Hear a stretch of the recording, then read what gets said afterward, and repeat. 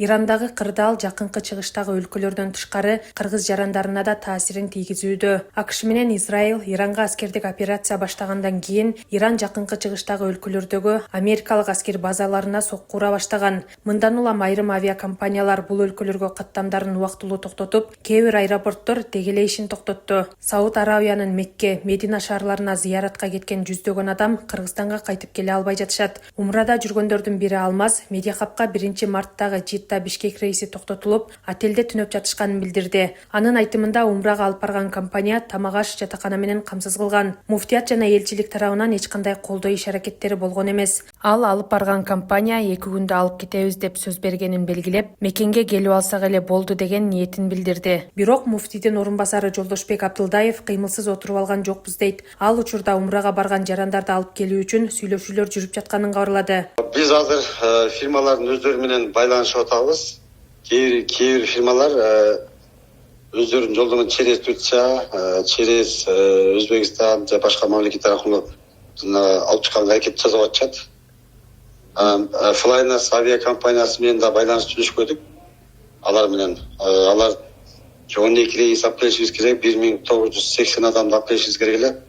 2 күн убакыт алат, 2 күндөн кийин Кудай буйрса эгер жолдор ачылып калган болсо, алар дагы 2 күнөн баштайбыз деп турушат. Жазира авиакомпаниясы дагы ташыйт экен, ал Жазира авиакомпаниясы менен сүйлөшсөк, алар Жазира авиакомпаниясы азыр алар да баг кырдаал курс болгон себептен пока алар рейстер азыр белгисиз дейт кайтуусу.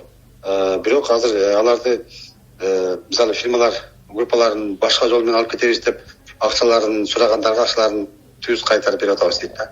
Эми азыр бул эми Flynastыкы 2 күндөн кийин башталат экен. Flynastыкы 1980 адамды 2 күндөн кийин Кудай буйрса баштайбыз деп алар графиктер түзүп макулдашып, себеби деген аба жолдору менен макулдашат экен да, кайсы аба жолдор менен ташып өтөбүз.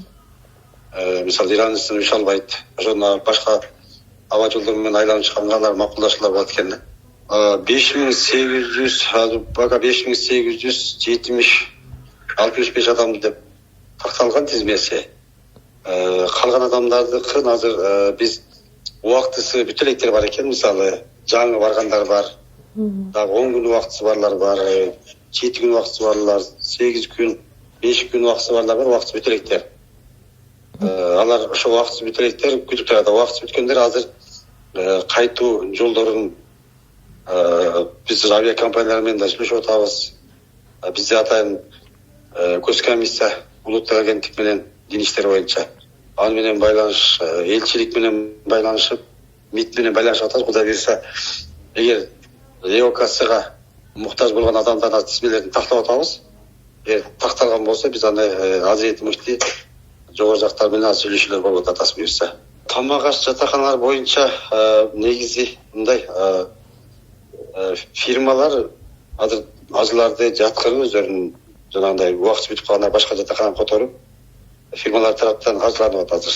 Кыргызстандын Сауд Аравиядагы элчиси Улукбек Марипов акыркы кырдаалга байланыштуу кайрылуу жасап, аталган өлкөдө абал салыштырмалуу туруктуу экенин айтып, элчилик Сауд Аравиядагы кыргыз жарандары менен байланышта экенин билдирди. Ыкчам түрдө иш алып барып жатабыз. Ар бир жараныбыз менен ушул Сауд Аравиядагы студенттер менен, умрачылар менен биз байланыштабыз. Умрачылар боюнча атайын штаб түзүлгөн бүгүнкү күндө. Оперативдүү иш-чараларды өткөрүү боюнча муфтият менен, дин иштери менен, улуттук агенттик менен биргеликте, ошондой эле умра компаниялары менен биргеликте бүгүнкү күндө атайын иш-чаралар жүргүзүлүп атат. Андан сырткары Бахрейндеги биздин 35 жараныбыз кайрылды. Алар менен дагы биз түз күндүр түндүр байланыштабыз. Кандайдыр бир азыр өтө кооптуу акыбалдар өзгөрүп кетсе, алар боюнча дагы биз чараларды көрүүгө даярдыктарды көрүп атабыз. Урматтуу мекендештер, авиа каттамдар боюнча айта кетейин. Сауд Арабияда билесиздер, аэропорттор салыштырмалуу түрдө туруктуу иштеп атат. Себеби бул жерде кошуна өлкөлөрдө бир топ аэропорттор жабылды. Бирок Сауд Арабиянын дагы ички каттамдары жакшы иштеп атат. Сыртка болсо өздөрүнүн компаниялары учуп атат. Ал эми сырттан учуп келген бир топ компаниялардын авиа каттамдары кыскарды.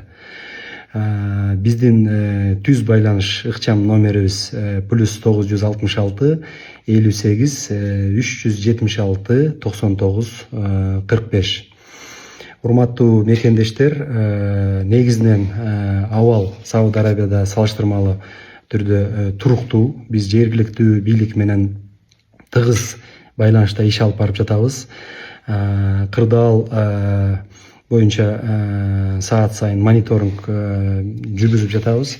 Кырдаал эми Кудай сактасын кандайдыр бир дагы башка жака өзгөрүп кетсе, ошондой учурда биз жарандарыбыз менен ыкчам түрдө дагы маалыматтарды берип жарандарыбызга тиешелүү чараларды көрөбүз. Тышкы иштер министринин маалыматына караганда, учурда абал тынч болбой жаткан Перс булуңунда 22 миңдей кыргызстандык бар. Анын ичинен 10 миңи Бириккен Араб Эмираттары Дубайда, 5 миңден ашууну Сауд Аравиясында, ал эми Катарда 800дөй, Кувейт, Бахрейн жана Иорданияда жүргөндөр 1000ге жакын. Ал эми Израилде 100га жакын жаран катталган. Ал арада Кыргызстандын Коопсуздук кеңешинин катчысы Адилет Орозбеков жакынкы чыгыштагы кырдаалга байланыштуу ыкчам кеңешме өткөрдү. Президенттик администрация билдиргендей, анда согуш аракеттери жүрүп жаткан аймакта калган кыргыз жарандардын абалы талкууланып, алардын коопсуздугун камсыз кылуу жана мекенине кайтаруу үчүн чукул чараларды көрүү зарылдыгы белгиленди. Ошондой эле тобокелдик зонасында жүргөн жарандардын абалын жана санын тактап, аларды коопсуз жерге жайгаштыруу, зарыл болгон учурда Чыр-Чатак аймагынан чукул эвакуациялоо маселелерин иштеп чыгууну тапшырды. Буга чейин Кыргызстан мусулмандарынын дин башкармалыгы ажылыкка кеткен жарандарга кайрылуу жасаган. Анда жарандардан фирмалардын жана умра башчылардын көрсөтмөлөрүнө баш ийип, абал жөнгө салынышына жана рейстер калыбына келишине чейин дүрбөлөңгө түшпөстөн сабырдуулук менен күтүүнү суранган. Ал эми умрага барууну көздөп жаткан жарандардан абалга байкоо салып, кырдаал жөнгө салынган соң гана кичи ажылыкка барууну пландоону өтүнгөн.